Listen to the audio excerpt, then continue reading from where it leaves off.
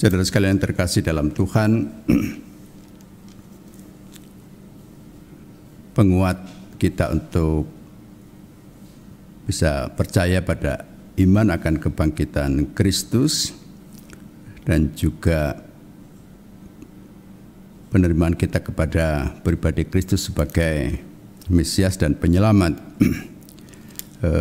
bisa didasari pada dua motif utama kita, yaitu motif nubuat dan motif kesaksian. Motif nubuat memperlihatkan kita bahwa apa yang dinubuatkan oleh Taurat, kitab para nabi dan Mazmur sudah terpenuhi dengan lengkap penuh dalam diri Yesus.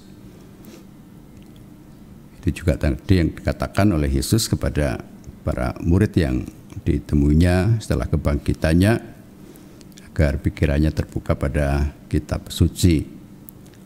Semua dalam kerangka kehendak Allah untuk mengutus Putra yang tunggal, Mesias, sebagai penyelamat manusia. Dengan data-data, katakanlah Mesias harus menderita, Mesias harus mati dan bangkit pada hari yang ketiga. Yesus menegaskan lagi bahwa motif nubuat itu semuanya terpenuhi seperti yang tertulis di dalam kitab suci. Lalu kemudian ada motif kesaksian yang pada akhirnya juga sampai kepada kita sampai hari ini, bahwa Yesus yang bangkit sebagai fakta dan kenyataan yang terjadi pada 2000 tahun yang lalu, katakanlah demikian, itu menjadi sangat kuat karena ada kesaksian-kesaksian yang berkelanjutan yang dimulai oleh para rasul yang bisa dikatakan menjadi saksi hidup langsung karena hidup bersama dengan Yesus, dan kemudian melihat sendiri Yesus yang hadir setelah kematian dan kebangkitannya untuk menampakkan diri kepada mereka. Nah, di dalam motif kesaksian ini juga pernah dikatakan Yesus bahwa kalau hanya dari surga, dan Yesus mengatakan kesaksian itu dari Allah, mungkin manusia tidak langsung bisa percaya, karena itu bisa menjadi self-proclaim atau pewartaan sendiri atau kesaksian sendiri yang mengaku-ngaku dari Allah secara demikian. Maka kemudian juga harus dilengkapi dengan kesaksian dari manusia yang bisa disebut sudah punya perubahan yang besar, ada perbedaan yang sangat besar dari sebelum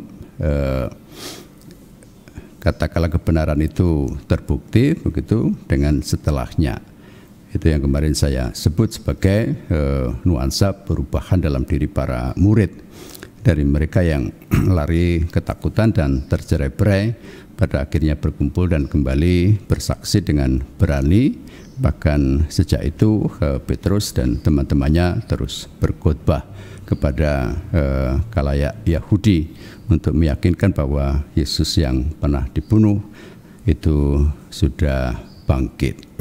Maka kemudian kesaksian menjadi begitu kuat karena ya terlihat juga ada bukti-bukti lain. Petrus yang hanyalah manusia kemudian bisa melakukan apa yang dibuat oleh Yesus, yaitu menyembuhkan orang yang sakit. Nah, semuanya kemudian menjadi kesatuan bukti-bukti bahwa Yesus sungguh Mesias yang dijanjikan oleh Allah. Dan pada kita pada saat ini, walaupun jauh waktunya dari Yesus, kita tetap punya data-data itu.